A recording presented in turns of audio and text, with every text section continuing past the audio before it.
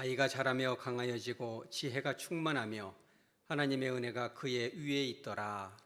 그의 부모가 해마다 유월절이 되면 예루살렘으로 가더니 예수께서 12살 되었을 때에 그들이 이 절기의 관례를 따라 올라갔다가 그 날들을 마치고 돌아갈 때에 아이 예수는 예루살렘에 머무셨더라.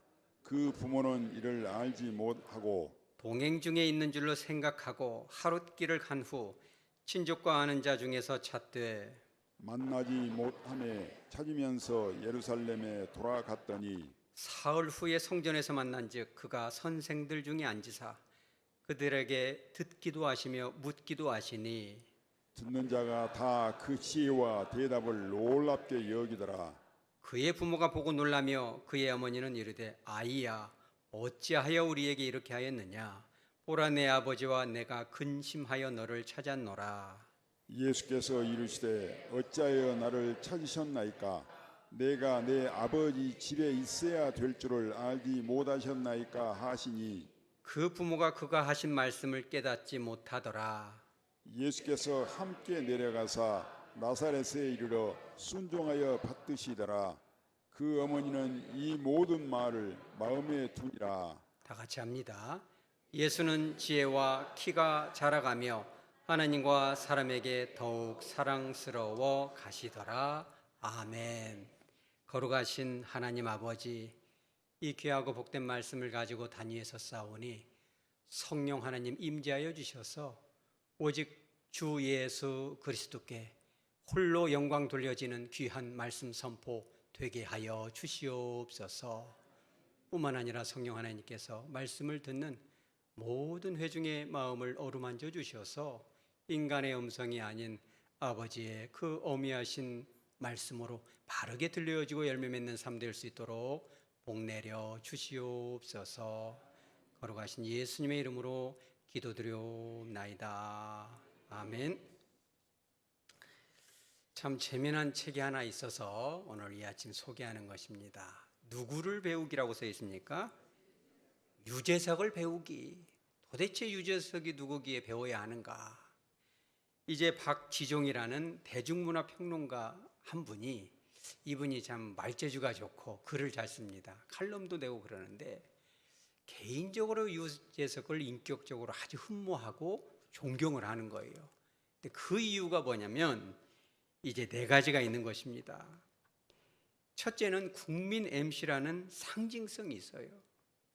그래서 예능계에는 절대적인 존재다.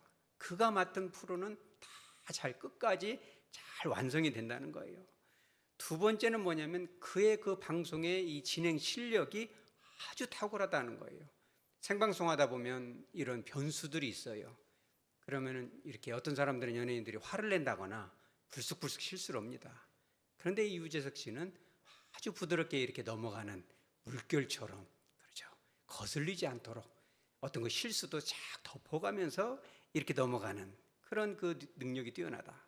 세 번째는 뭐냐면 꾸준한 성실함이 있다는 거예요. 변함이 없다.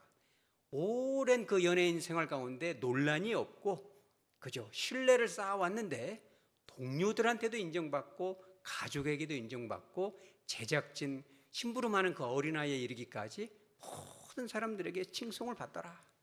네 번째가 아주 결정적인데 배려심이 뛰어나다. 그래서 유재석 씨와 방송 온 사람들은 다 성장을 해요.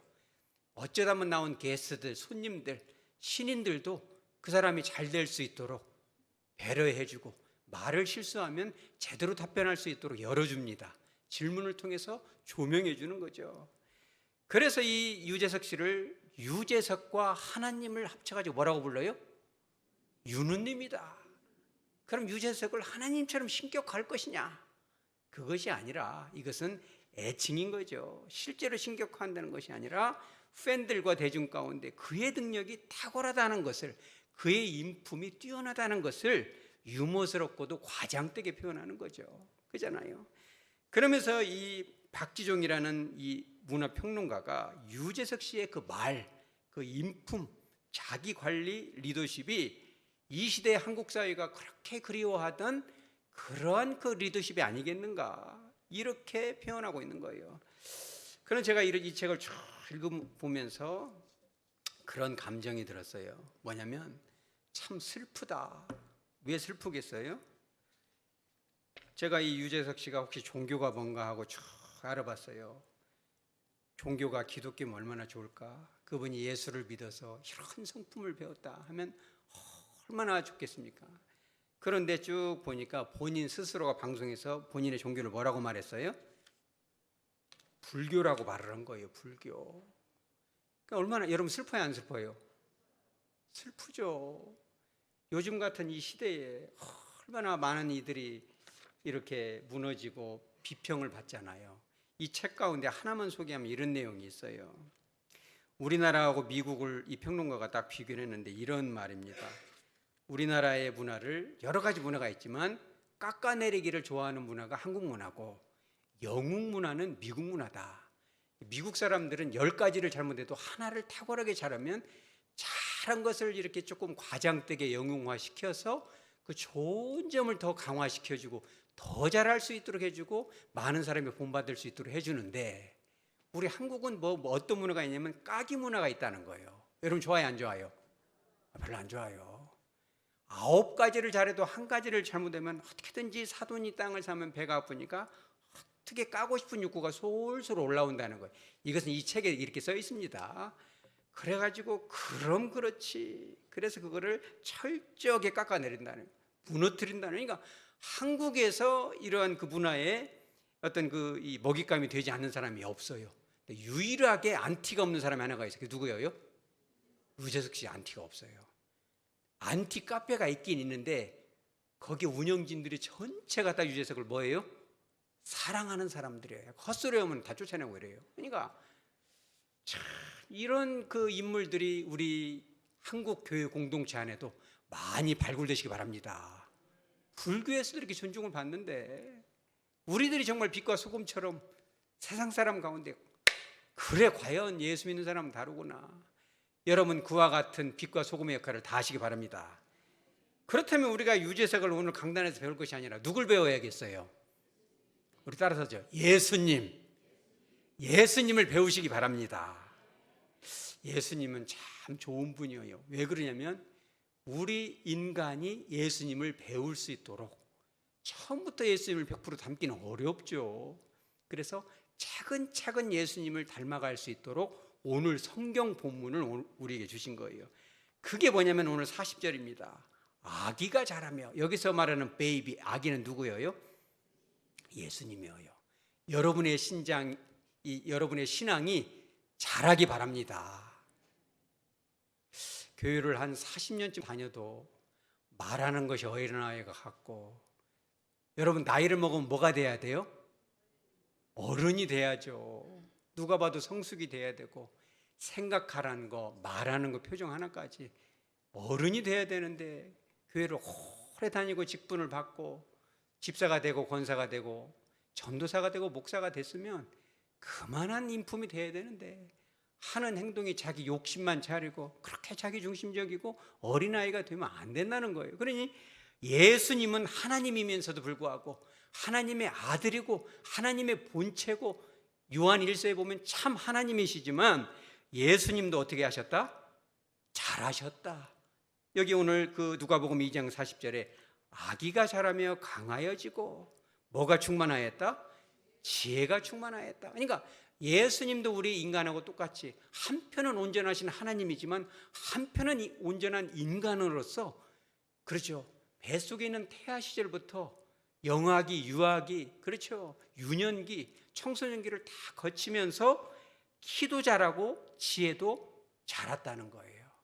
여러분 여기서 말하는 지혜가 충만하여에서 지혜는 뭡니까? He was filled with wisdom. 이 뭐냐? 이 그리스어로는 소피아라는 단어예요.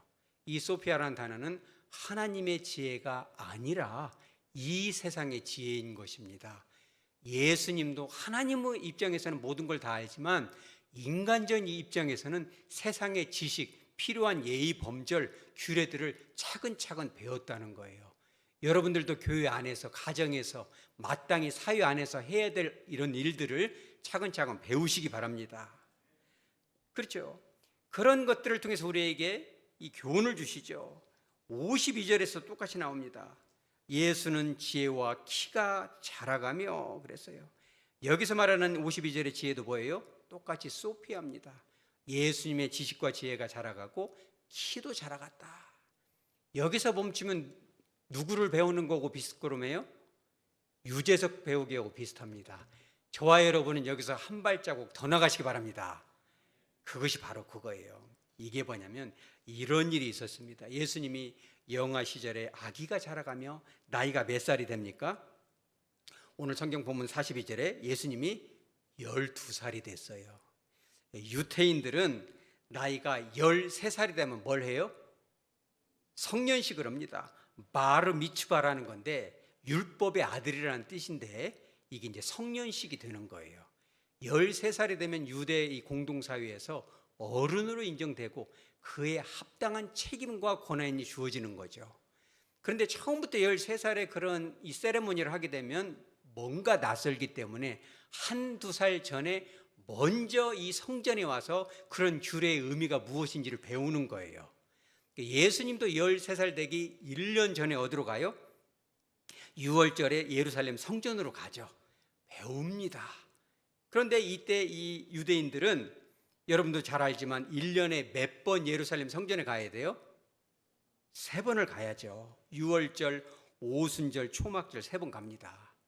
처음에는 가기가 좋았지만 바벨로니아의 포로가 돼서 멀리 영말리로 가니까 1년에 3번 오면 1년 내내 왔다 갔다 하면 끝나요. 아무것도 못합니다. 그래서 최소한 한 번은 내가 가야겠다. 이래가지고 그게 뭐냐면 가장 중요한 6월절 우리가 선택해서 가게 되는 거죠. 원칙적으로는 남자들 성인들만 갑니다. 그런데 유대 사회의 이 문화의 후기가 되면 여성들도 제법 참가를 합니다. 오늘 성경 본문에 누가 참가를 해요? 예수님의 육신의 어머니인 마리아도 참여를 합니다. 많이들 가가지고 같이 참여를 하죠. 참여를 할 때 젊은 여성들도 따라갑니다. 그럼 누굴 데리고 가야 돼요? 아기를 데리고 가야죠. 맡길 데가 없잖아요. 아기도 데려가고 오늘 성경 본문처럼 12살이 됐으면 성년식 이전에 한번 교육 삼아서 이제 말하자면 그런 예비 학생도 데려가고 20살 넘은 아들도 데려가고 이렇게 데려갑니다. 그런데 문제는 뭐냐면 모든 유월절 행사를 다 마치고 집으로 돌아오는데 유대인들은 여자들이랑 남자들이랑 같이 움직이지 않습니다. 여자들은 여자들끼리 모여서 가고 남자들은 남자들끼리 이렇게 모여서 갑니다. 그잖아요. 그런데 이제 이 어린아이들은 아주 영유아들은 누가 데리고 가야 돼요? 엄마 쪽으로 따라가요. 그리고 이제 19, 20살 넘어가면 어디로 가야 돼요? 아빠 쪽으로 따라가요. 남자 편에 속하는데 예수님은 나이가 어때요? 좀 애매합니다. 어른도 아니고 애기도 아니고 하니까 갈 때는 같이 갔는데 올 때는 엄마 쪽에서 볼 때는 아버지한테 갔겠지. 애매하니까 나이가. 근데 아버지 쪽에서 볼 때는 어디로 갔어요? 엄마 쪽에 갔겠지. 그래가지고 집으로 돌아오는데 하루길쯤 되는데 아마 잠잘 무렵이나 저녁밥 먹을 때 가면 보니까 예수님이 있어요? 없어요? 예수님이 없어요. 큰일이 났습니다. 그래가지고 또 하루길을 걸어서 예루살렘으로 또 가요. 찾아요? 못 찾아요? 못 찾아요. 그리고 언제 찾냐면 46절에 어느 후에? 사흘 후에 이제 예수님을 찾아요.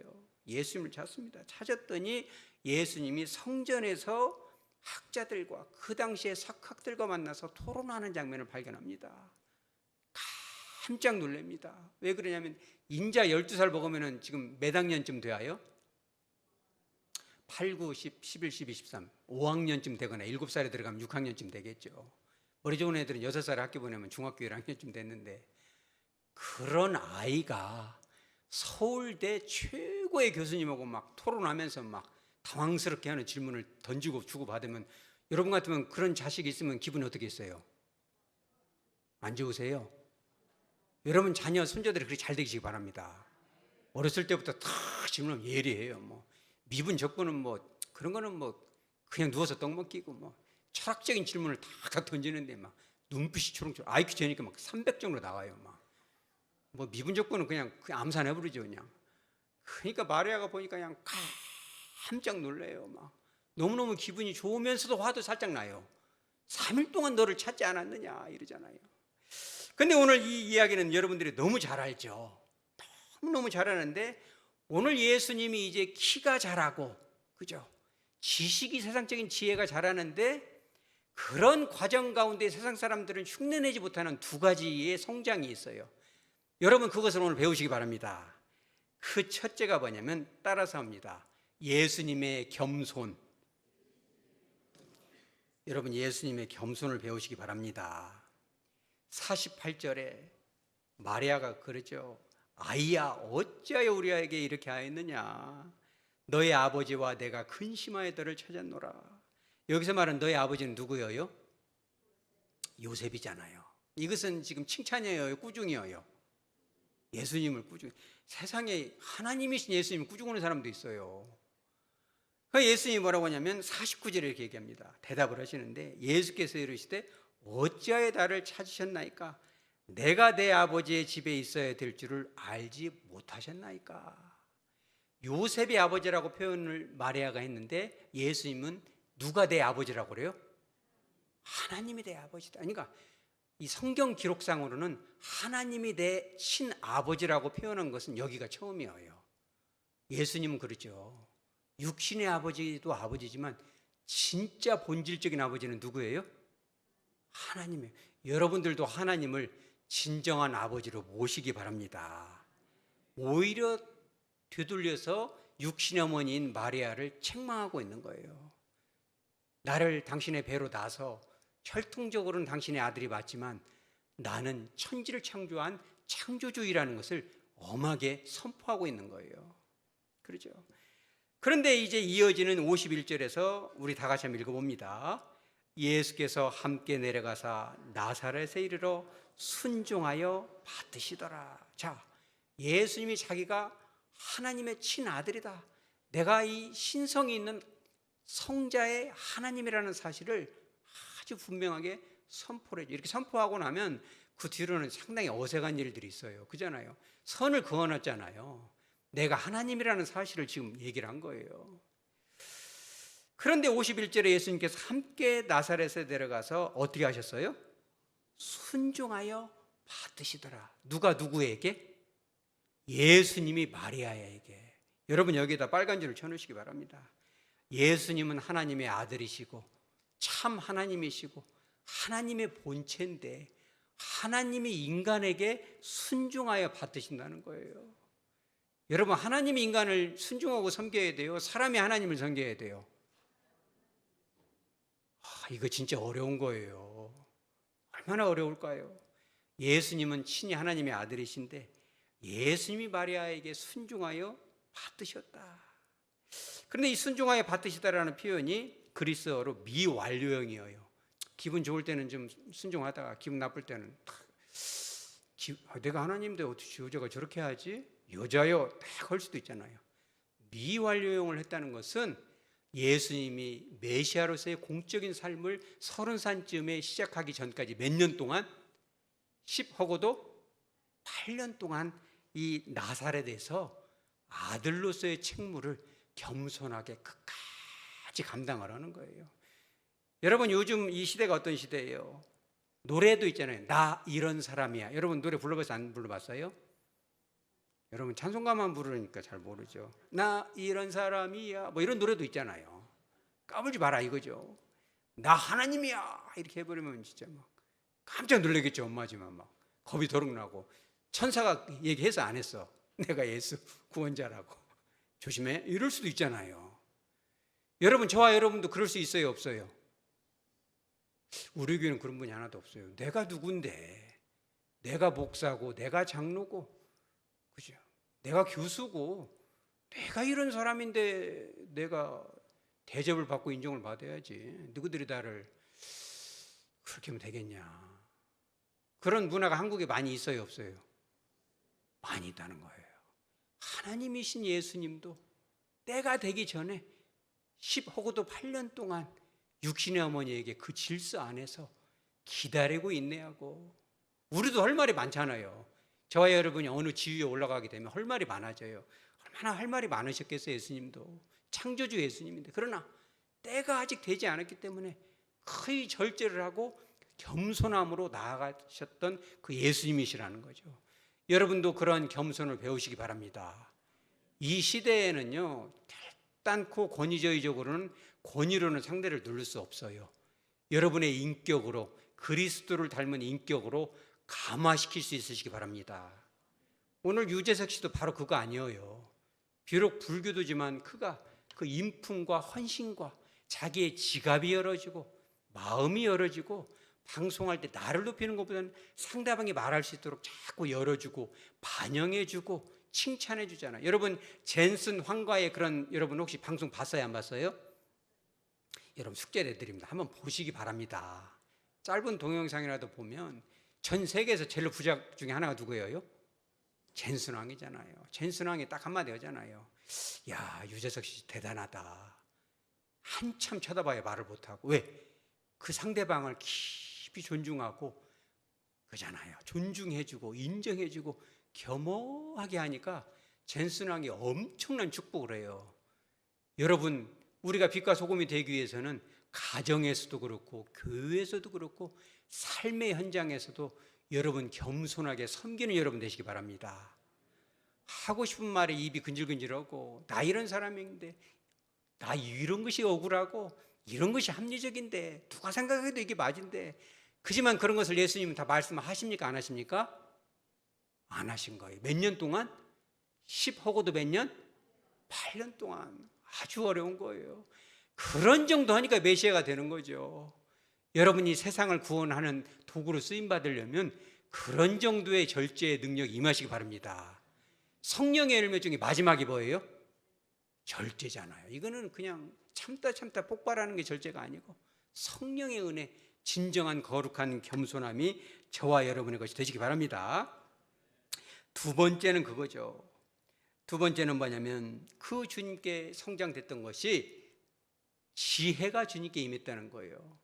오늘 우리가 말했던 그 본문의 처음과 시작과 마지막에 있는 그 지혜는 뭐예요? 그리스어로 소피아다. 그죠? 세상적인 지식이다. 이런 거죠. 그런데 이제 이 47절 또 46절에 보면 이렇게 나와요. 사흘 후에 성전에서 만난즉 그가 선생들 중에 앉으사 그들에게 뭐도 하고 뭐도 했다? 듣기도 하시고 또 뭘 했다? 묻기도 하셨다. 여러분 듣기도 에다가도 빨강 줄을 치시고 묻기도 하시니 여기다 빨강 줄 치시기 바랍니다. 사흘 동안 듣기도 하고 묻기도 하였다. 그럼 뭐가 빠졌어요? 말하는 것이 빠졌어요. 그 시대에 사흘 동안 성전에 있는 학자들은 어마어마한 사람들이 있었을 거예요. 근데 그 학자들보다 더 많이 하나님의 본체시기 때문에 모든 것을 다 하시는 분이 누구예요? 예수님이죠. 예수님이 하실 말씀이 많죠. 너네들은 조용히 입 다물고 듣기만 해 이럴 수도 있어요. 예수님이 했던 건 두 가지예요. 일단은 뭐예요? 들어야 돼요. 두 번째 뭐래요? 질문을 하죠. 여러분 말을 잘하기 위해서는 먼저 잘 들으시기 바랍니다. 잘 듣고 나서 그 사람이 하는 말 가운데 정곡을 찌르는 질문을 해줘야 돼요. 그래야 그 사람이 뭘 모르고 있는지를 확실하게 알려줄 수 있고, 뿐만 아니라 47절에 뭐라고 나와요? 듣는 자가 다 그 지혜와 대답을 어떻게 여겼다? 놀랍게 여겼다. 듣고 질문하고 나니까 그 다음에 누가 말할 차례가 돼요? 예수님이 말할 차례가 되죠. 듣는 자가 그 지혜와, 이건 누구의 지혜예요? 그죠? 하나님의 지혜고 예수님의 지혜인데 그 지혜를 듣고 깜짝 놀랐다는 거예요. 여기서 말하는 이 지혜는 한글로는 똑같은 지혜지만 그리스어는 조금 많이 다릅니다. 우리 하면 좀 어렵지만 따라서 하죠. 쉬네시스. 이런 건 좀 적어놔도 좋아요. 쉬네시스 이게 뭐냐? 하나님의 지혜. 인간은 절대로 깨달을 수 없는 하나님의 지혜가 예수님께 임하니까 어마어마하게 깜짝 놀랄 일이 있어요. 그거를 우리가 어떻게 추정할 수 있냐면 46절 상반절에 나옵니다. 며칠 후에 이 부모가 성전에서 예수님을 만났어요? 사흘 후에. 이 사흘에다가도 줄을 쳐놓으시기 바랍니다. 여러분이 아기를 낳았어요. 그래가지고 학원도 보내고 잘 가르쳐서 그래가지고 그 말을 낳으면 어디로 보내야 돼요? 하와이로 보내요? 제주도로 보내시기 바랍니다. 아들을 낳으면 어디로 보내야 돼요? 서울로 보내야죠. 근데 아들이 똑똑해가지고 야, 너 이제 12살 먹었으니까 서울 구경 한번 하자. 데리고 갔어요. KTX 송정역에서 타고 갔는데 가만 보니까 없어졌어요. 사흘 만에 찾았어요. 그럼 엄마들은 무엇부터 걱정해야 돼요? 뭐예요? 밥 좀 해주시기 바랍니다. 예수 밥은 먹었어. 사흘 동안 예수님 12살 먹었는데 밥을 챙길 수가 있어요, 없어요? 챙길 수가 없죠. 그럼 잠은 어디서 자겠을까요? 사흘 동안 예수님이. 그거 생각해야 돼요. 그러니까 이거를 이 학자들의 의견을 가만히 제가 좀 연구를 해보니까 그 12살 먹은 그 예수, 그분이 밥은 어디서 먹고 잠은 어디서 잤을까? 근데 그 시대에 많은 학자들이 세 가지를 말해요. 첫째는 예루살렘 안에 친척들이 있었을 것이다. 1년에 한 번 가니까 뭔가는 성공한 사람은 서울에 살겠지. 이래가지고 친척네 집에서 잤든지, 아니면 두 번째는 공공장소에서 날이 따스니까 겟세마네 동산 같은 데서 그냥 바닥에 뭐 깔고 누웠을 것이다가 두 번째고, 세 번째 의견이 가장 학자들이 인정하는 게 뭐냐면 학자들이나 성전 관리인들이 먹였을 것이다. 할렐루야. 그 이유가 뭐예요, 여러분? 예수님에는 뭐가 임했다고 써요 지금? 세상 사람들은 할 수 없는 그 말, 진짜 지혜가 임한 거예요. 여러분, 그런 지혜가 임하시기 바랍니다. 많은 대화를 2박 3일 동안 했겠죠. 그런데 어떠한 대화를 했을까? 마가복음 12장 28절에 이렇게 나옵니다. 서기관 중 한 사람이 그들이 변론하는 것을 듣고 예수께서 잘 대답하신 줄을 알고 나와 묻되, 뭘 물어봤어요? 예수님에게 모든 계명 중에 첫째가 무엇입니까? 마가복음 12장 29절에 예수께서 대답하시되 첫째는 이것이니 이스라엘에 들으라, 주 곧 우리 하나님은 유일한 주시니라. 이러면서 30절에 우리 다 같이 읽어보죠. 시작. 내 마음을 다하고 목숨을 다하고 뜻을 다하고 힘을 다하여 주 너의 하나님을 사랑하라 하신 것이요. 31절로 다 같이 읽어봅니다. 둘째는 이것이니 내 이웃을 내 자신과 같이 사랑하라 하신 것이라. 이보다 더 큰 계명이 없느니라. 아멘. 처음에는 학자들이 하는 말을 잘 들었어요. 613가지의 계명을 듣다가 잘 듣다가 예수님이 한번 딱 얘기를 해요. 밖에서 환전하는 상인들의 이 소리들, 그리고 이렇게 제사장들이 기웃거려. 왜 기웃거려요? 거기서 뭔가 코미션을 받아먹잖아요. 그러니까 이 학자들 중에는 힐렐이나 샴마이, 가말리엘 같은 사람도 있었을 것이라고 주로 얘기를 해요. 최고의 석학이죠. 예수님이 다 듣고 얘기를 하죠. 이게 무슨 소리인지 한번 샴마이요 생각해 보셨나요? 대답을 해요, 못해요? 대답을 못하죠. 학자님, 이제 이 전심으로 하나님을 사랑하라는 것은 구약에도 직간접적으로 나왔는데 당신은 주님을 얼마나 사랑하고 계십니까? 여러분, 주님을 사랑하고 계십니까? 더 사랑하시기 바랍니다. 우리 한국교회 공동체의 문제가 그거예요. 주일 오전 예배, 오후 예배, 새벽 예배, 금요기도 철학 너무 많이 해요. 그런데 저와 여러분이 진짜 예수님을 얼마만큼 사랑하고 있는가? 우리 한번 따라서 예수님 사랑합니다. 여러분, 그런 것을 우리가 홀로 걸어갈 때 그런 고백하면 눈물이 나도 모르게 이렇게 주르륵 흘러요? 아니면 그런 말이 생경합니까? 교회를 아무리 많이 다니고 헌신하고 별의별 걸 다 해도 예수님 이렇게 불러보면 뭔가 낯설고, 그런다면은 그것이 예수님 지금 그거를 찌른 거예요. 그잖아요. 가말레일이요, 샴마이요, 여호와를 얼만큼 사랑합니까? 지금 들리는 이 환전상의 소리를 당신은 어떻게 해석할까요? 그런데 이제 12살 먹은 그 어린 소년의 눈을 보니 나도 모르게 그 마음이 막 뭉글뭉글해져요. 죄책감이 몰려옵니다.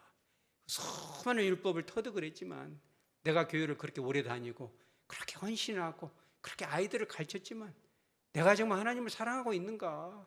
수많은 찬양을 하고 수많은 걸 했지만 진짜 하나님이 받으실 만한 찬양이 정말 이루어졌는가? 이런 생각하니까 마음이 막 어떻게 표현할 수 없는 거예요. 이게 지금 12살 먹었는데. 그런 애기 있으면 무엇부터 사줘야 돼요, 여러분? 주머니에 뭐 이렇게 신사임당 있으면 줘야 돼, 안 줘야 돼요? 다 인색하십니다. 우리 따라서 주자. 주시기 바랍니다. 이제 12살 먹었는데 그 위에 임한 그 하나님의 은혜를 생각하니까 너무 마음이 떨리고 평생 고민했던 것을 발견하는 거예요. 아, 그렇구나. 예수를 사랑하는 거구나. 여호와를 사랑하는 것이 중요하구나. 그러니 그 아이가 밥때가 되면 밥을 먹여주죠. 누가 먹여줘야겠어요? 지금으로 말하면 서울대 교수님들이나 이런 분들이 그냥 다 데려다가 먹이고 저녁 때면 어디로 데리고 가야 돼요? 여러분 집으로 데려가시기 바랍니다. 이름이 뭐야? 그때 예수. 야, 너 정말 이 시대에 우리나라를 구하겠구나. 조수아잖아. 예수라는 뜻이 구원자. 그래서 데리고 왔어요. 그러니까 이 샴마이의 그 사모님이 그러죠. 아이는 누구야? 그랬더니 예수래. 보통 아이가 아니야. 여러분 어린아이들하고도 대화할 때 반말어에 존댓말 쓰세요? 여러분 존댓말을 써주시기 바랍니다. 목사님도 상담할 때 한 7, 8살만 넘으면 이렇게 말해요. 여러분도 꼭 그렇게 하시겠죠. 야, 너 뭐 밥 먹었냐? 이렇게 하는 게 아니라 밥 먹고 왔어요. 이렇게 따뜻해. 예수님 아마 그랬을 것 같아요. 아가 어디 아파요? 그죠? 엄마는 어디 갔어요? 이렇게 그잖아요. 그러니까 예수님이 다 함부로 할 수가 없어요. 그 눈빛은요 이루 말할 수가 없어요. 근데 이 가말리엘이나 이 샴마이 오늘은 이 집에서 자고 내일은 여기서 자죠. 그런데 이 학자들은 너무 바쁘잖아요. 하나님을 사랑한다고 하면서 그렇게 현학적인 지식적인 걸 추구하는데 그 아내들은 행복 안 해요. 행복이 안 해요. 다 집에서 말하자면 부엌대기가 돼가지고 하고 있는데 예수님이 딱 그 눈을 보니까 눈이 뭐가 있어요? 슬픔과 공허함이 있어요. 한마디 하십니다. 여인이여 행복한가요? 그랬더니 그 여인이 전곡을 찌르죠. 당신의 남편이 서울대 교수님이고 최고의 샴마이 학자인데 석학인데 행복하시냐고 물어보니까 막 나도 모르게 막 눈물이 툭툭 떨어져요. 그러니까 샴마이여 아내의 눈을 보십시오. 어린아이가 말을 해요. 당신이 말한 여호와를 사랑하라는 거. 그리고 구약에도 이미 나와 있지만 내 이웃을 타인을 내 몸과 같이 사랑하라는데 당신의 아내를 사랑하지 못하고 있으니 당신은 이걸 저 눈물을 어떻게 해석할 거냐고. 그 순간 하나님의 은혜가 확 임합니다. 내가 율법을 연구했지만 사랑을 잃어버렸구나. 내가 많은 사람이 아닌 단 한 사람 아내마저도 이렇게 사랑하지 못한다면 어찌 내가 이 성경을 연구할 수 있다 하겠는가. 내가 집사가 되고 권사가 되고 목사가 되고 전도자가 되는데 내가 한 사람도 품을 수 없다면 내가 과연 하나님 앞에 자녀가 맞은가. 샴마이의 가슴이 떨립니다. 내가 헛것을 배웠구나. 예수님이 이 사복음서에 그렇게 표현 많이 해요. 구약에는 이렇게 이르렀지만 나는 너에게 이렇게 한다. 진짜 사랑이 너희 안에 있었느냐. 하루가 천년 같고 천년이 하루 같은. 여러분 숙제를 내드립니다. 아내들은 남편을 이번 주 얼마나 더워요. 삼복더위에. 남편을 주님처럼 한번 잘 사랑해 주시기를 부탁드립니다. 아멘 하는 분은 제가 대신합니다. 그 남편들이 이번 일주일 동안 아내를 정말 사랑해서 아내가 뭘 좋아하는 걸 이런 연구 너무 어려워요. 알면서도 하기가 어려우니까 남편들을 잘 섬겨서 남편이 생각할 때 최고의 사랑이구나. 천년을 살아도 내가 이런 사랑을 못 받지 내 아내로부터. 근데 그런 것을 해주니까 너무 해피한 거예요. 그날 밤 여보 오늘 하루가 천년 같아. 예수가 임하니 우리가 이 은혜가 얼마나 은혜가. 오늘 밤에 이렇게 당신하고 천국 가도 나는 후회가 없을 것 같아. 여러분 하루가 천년 같고 천년이 하루 같은 그런 삶을 사시기 바랍니다. 그런 가정만 될 수 있다면 율법이 뭐가 중요해요. 사랑 안에서 모두 완성이 됐는데 그 어린아이 12살 먹은 그 소년 예수와 그분의 눈빛 한마디 던지는 말들이 그 가정을 그죠. 그들의 그 굴레를 그들의 위선을 찌르고 있는 거예요. 네 안에 사랑이 있느냐. 그죠. 고린도전서 13장에 사랑이 없으면 아무것도 아니다. 진짜 네가 교회를 사랑하고 그렇죠. 성도를 사랑하고 아내를 남편을 사랑하였느냐. 네 욕심을 쫓아갔느냐. 네 명예를 따라갔느냐 묻고 있는 거예요. 그러니 많은 사람들이 예수님을 그저 보낼 수가 없죠. 인자 12살 먹은 인자 국민학교 4학년 5학년인데 너도나도 우리 집에서 여러분도 그잖아요. 여러분 그런 사람 되시기 바랍니다. 그잖아요. 여러분들이 정말 이 유재석을 넘어서 하나님의 은혜와 지혜가 우리 안에 임할 수만 있다면 많은 사람들이 여러분들이 그렇게 얘기할 거예요. 밥 한 끼 같이 먹게요. 왜 그래요? 밥이 없어서 그래요? 대화하고 싶은 거예요. 집사님, 권사님, 언제 한번 저희 집에 초대할 테니까 하루 자고 가세요. 내가 별장 만들어놨는데 1박 2일 교제하고 싶어요. 너무 지난번에 너무너무 행복했어요. 너무 좋은 추억이었어요. 그잖아요. 예수님하고도 이렇게 2박 3일 동안, 사흘 동안 교제를 하잖아요. 함께하고 싶은 여러분 되시기 바랍니다. 그런 축복이 임하시기 바랍니다. 자, 그럴 수 있으려면 방법을 알려드립니다. 아무라도 그렇게 될 수 있는 것이 아니고, 그건 뭐냐? 하나님의 은혜가 저와 여러분 위에 임할 때 가능할 것으로 믿으시기 바랍니다. 40절에 이렇게 나와요. 아기가 자라며 강하여지고 지혜가 충만하며 하나님의 은혜가 그의 위에 있더라. 하나님의 은혜가, 그러니까 하나님의 영적인 은혜가 예수님 위에서 자라갔다는 거예요. 근데 여기서 말하는 하나님의 은혜가에서 은혜라는 단어가 그리스어로 카리스예요. 카리스마, 카리스. 그게 영어로는 the grace, 은혜죠. 여러분, 하나님의 은혜가 여러분들이 임하시기 바랍니다. 근데 그 은혜가 마지막 이 문장인 52절에서 이렇게 나와요. 예수는 지혜와 키가 자라가며 하나님과 사람에게 더욱 어떻게 되어졌다?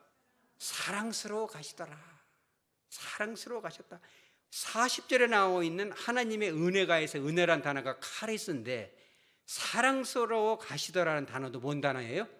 이것도 카리스예요. 똑같은 단어예요. 하나님의 은혜가 저와 여러분에게 임하면 사람들이 거기서 뭘 느껴요? 사랑을 느낀다는 거예요. 하나님의 진짜 은혜가 임하면요, 여러분에게서 사랑을 느끼는 거예요. 사랑을 느끼면 상대방이 다른 데로 떠날 이유가 있어요, 없어요? 하나도 없어요. 사랑이 여기 있는데 가기를 어디를 가요? 하나님 앞에도 사랑스럽고 사람 앞에도 사랑스럽고 사랑이 주어졌는데, 여러분들에게 누군가가, 하나님이 여러분들에게 누군가를 맡겨주시면 여러분이 갖고 있는 사랑, 그런 은혜에 담긴 사랑을 통해서 여러분 빛과 소금의 역할을 감당하시기 바랍니다. 그렇죠? 그런 은혜가 주어지는 구체적인 장소가 있어요. 그게 어디예요? 49절에 나옵니다. 예수께서 이르시되 어찌하여 나를 찾으셨나이까? 내가 내 아버지 집에 있어야 될 줄을 알지 못하셨나이까? 여러분, 이 시대의 아버지의 집은 어디예요? 교회 공동체죠. 여러분, 예배를 소중히 여기시기 바랍니다. 이 시대에 우리 한국교회 공동체의 문제는 뭐냐? 예배를 드리고 체험하는 데에서 예배를 보고 관람하는 대로 지금 우리가 변질이 된 거예요. 여러분, 우리가 예배 드릴 때 가장 큰 건 이거예요. 우리 따라서 하죠. 아버지의 은혜. 여러분, 그것만 알면 돼요. 우리가 예배를 드렸으면 그 아버지의 은혜가 우리에게 충전이 되어야 돼요. 예배를 드리고 집에 갔으면 큰 은혜가 나에게 임하면 자녀들이, 배우자가, 가족들이 느낄 때 사랑이 느껴지는구나. 여러분들 배우자 입에서 그런 말이 나와요. 여보, 너무 좋아. 자녀들이 뭐 사춘기가 돼가 어디 갈 것이 없어요. 아빠 너무 많이 변했어요. 엄마 이 교회 다니면서 너무 엄마가 많이 변했네. 너무 좋아. 그 예수, 엄마 안에 있는 그 예수 나도 한번 믿어볼게. 여러분, 그런 열매 맺으시기 바랍니다. 말씀을 정리합니다. 세상 사람들은 누구 배우기를 하고 있어요? 유재석 배우기 하고 있어요. 그럼 우리는 그럴 필요 없어요. 누굴 배워야 돼요? 예수님 배우시기 바랍니다. 저와 여러분 예수님을 똑바로 배울 수 있다면 하나님의 그 카리스, 그 은혜를 통하여 사랑이 충만하게 나에게 임한다면, 그러죠, 억지로 참을 거 없어요. 겸손하려고 그렇게 몸부림칠 거 없어요. 은혜가 임하면요, 하고 싶은 말이 별로 없어져요. 사랑하고 싶은 그런 마음이 충만할 것으로 믿으시기 바랍니다. 하나님의 은혜가 제대로 임하면 하나님의 지혜를 통해서 사람들에게 할 말이 없어요. 듣고 질문하고 필요하면 답변함으로 말미암아 그 사람들에게 예수님을 증거할 수 있는 힘이 생기는 거죠. 그와 같은 삶을 감당함으로 말미암아 세상 사람들이 여러분 안에 있는 그 예수님 배우기에 열풍이 불 수 있는 저와 여러분 우리 교회 되어지기를 주 예수 이름으로 축복합니다. 아멘. 다 같이 찬송.